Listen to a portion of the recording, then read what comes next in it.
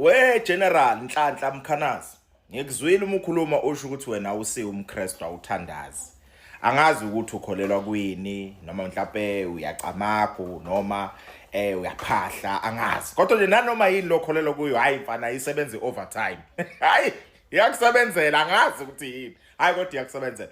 Uma izitha zakho zize irekhodana zodwa bese ithatha leyo evidence zoyisebenzisa against each other. Bebe labo bantu babethi hayi Mkhanazi bebehleba babanjwa naba. I'm giving you my honest opinion unfiltered, ne? Yeah. Le team yabo igijima ngento esirong.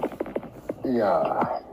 Under the guise of this task team. Nathi sikhona lapha siyaphandwa lapha siyaphenywa lapha.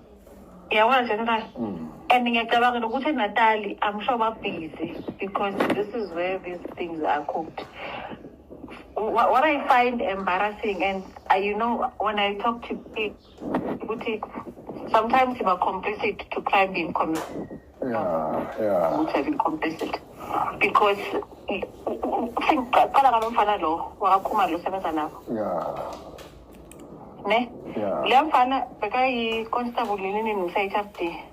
Ngoba warrant, ngoba captain, seka colonel, but uhamba la khamba khona uLucky. Ulakhe ulomo. Ulakhe umkhona. Oh. So at some point there was into ngathi bayarelate baze bayafana futhi. Ungathi they relate. Oh, fana nomkhanazi. Yeah, kakhulu futhi. So and uyena lo suspect ukuthi uthathe imali. Hayi ukuthi suspect uye lo uNPA ethatha imali but ngithumela ushabalala.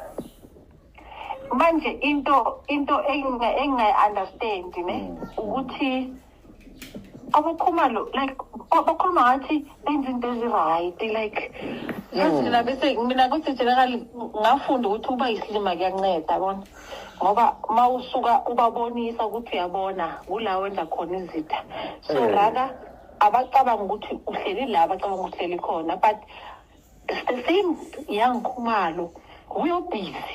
I asked him the other day ngimbonise ngathi ufuna nona bathi ngimuthathe ngathi ungacishe ngawo cishe ngathi hawu so umkhonazi ukuthumele ngala ugijima ngame lo uthunyiwe because trust me like at some point he was his driver ne mana ukuthi nje yela ungambona ufana noLucky at some point I can't remember what no ngathi bayahlobana